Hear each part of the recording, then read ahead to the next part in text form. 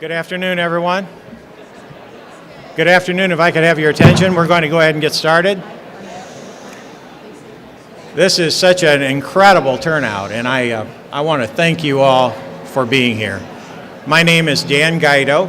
No, I am not the governor. I have been mistaken, but now that you can see us both together, you'll see that we really are just kind of alike, right? But he's better looking. But I'm proud. I'm proud to call him my friend, and I'm really happy to have you.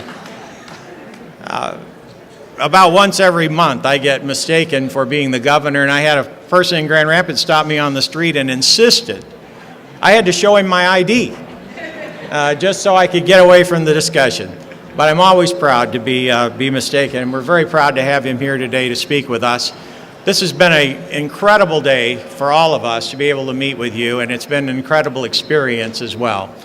And if I can say anything today, I wanted to make sure that I say this to all of you veterans.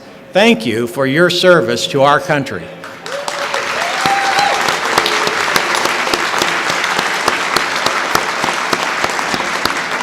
And now, in proper tradition, for those of you that can rise, I'd like to ask you to rise. If you cannot, we understand, but we're going to stand and say the Pledge of Allegiance to the flag, which stands behind me.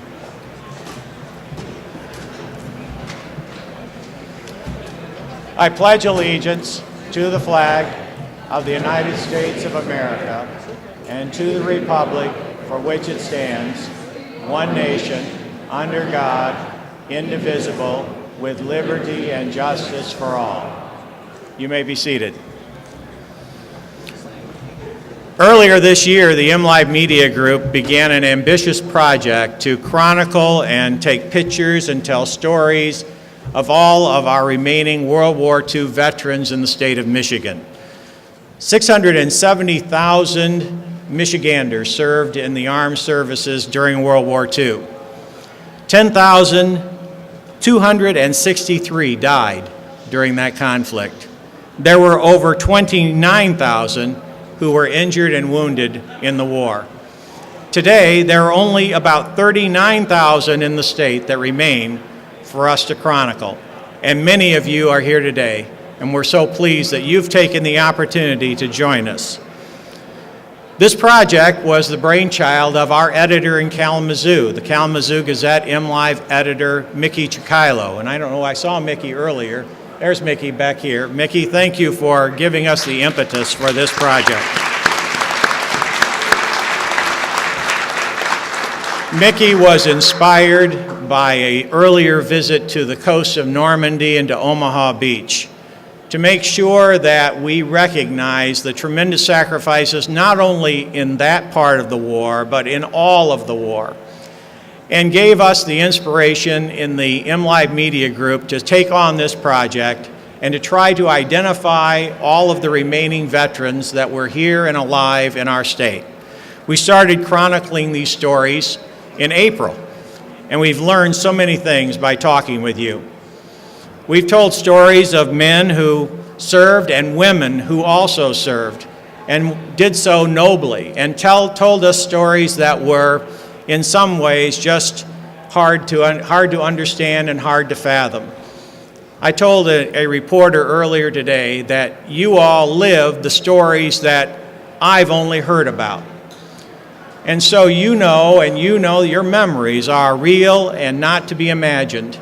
And they were stories of great sacrifice in a time of immense pressure and conflict.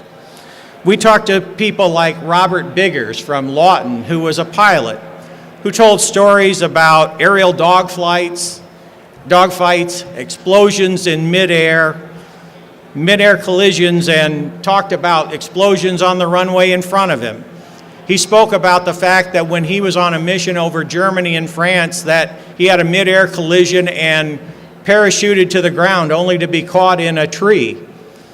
When he found he was behind enemy lines, he tried to run for his life, and for 3 days he was on the run before he was captured and taken to a POW camp where he was held until his release on his 21st birthday.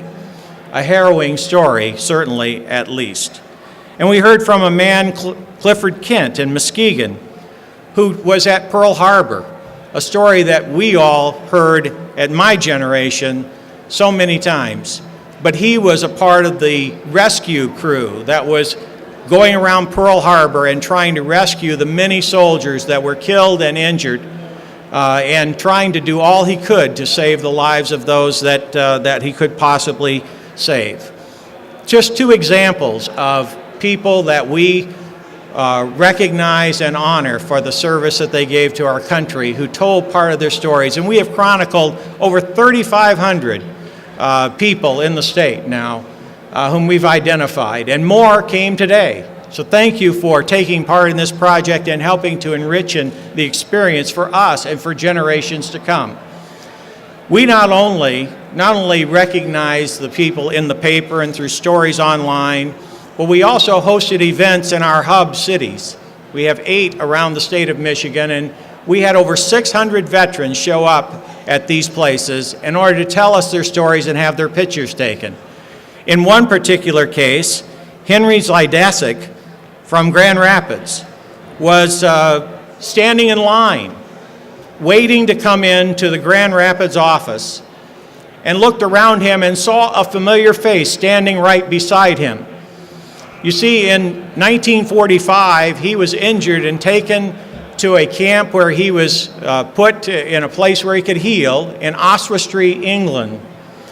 And while he was there, he met a man from Grand Rapids who was also in the same Quonset hut, recuperating from injuries he suffered in the war. That man's name was Morris Clayman. Well, Morris happened to be standing in line right behind Henry, and Henry recognized him immediately, and they made a connection. Now, who would imagine that after all of these years, 69 years later, they would come together and see one another again for the first time, but have a memory of surviving the war together. These are the kinds of stories that simply have touched the lives of our readers and viewers all over the state of Michigan. Your stories, all of your stories, and all that you represent to us. We are honored. We are honored to be able to do what we've done to encourage you and to help you tell your stories so that we can give you the right kind of honor that you deserve.